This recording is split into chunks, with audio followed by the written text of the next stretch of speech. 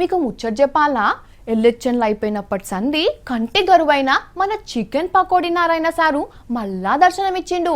ఈసారి అట్లా ఇట్లా కాదు, మస్తు బీపీ పెంచి మరీ వచ్చిండు.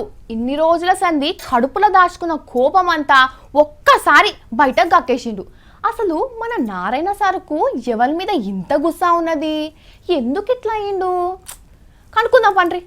లెఫ్ట్ పార్టీలు లెఫ్ట్ రైట్ అయి తిట్టుకుంటున్నాయి. చికన్ నారాయణ సార్ బీపీ పెంచుకొని కొడవలి కొలిమిల పెట్టి సుత్తే సంగతి చూస్తా అంటున్నాడు. ఖమ్మం జిల్లాలో నిలబడ్డాడు కదా ఎంపీకి. ఇక ఇవాళ మీటింగ్ పెట్టి అందరినీ ఏకిపాడేసిండు జరసేపు. తమ్మినేని వీరభద్రం తక్లీఫ్ చేసిండు.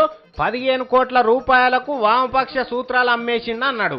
పొంగులేటి శ్రీనివాసరావు సపోర్ట్ చేయడానికి 15 కోట్ల రూపాయలు వాల్యూ అంటే పెరిగింది, రేటు పెరిగింది, వీరభద్రం గారి రేటు పెరిగిపోయింది అని ఖమ్మం జిల్లాలో ఉన్న ప్రజానిక ఎవరైనా చెప్తారు, నేను చెప్పక్కర్లా.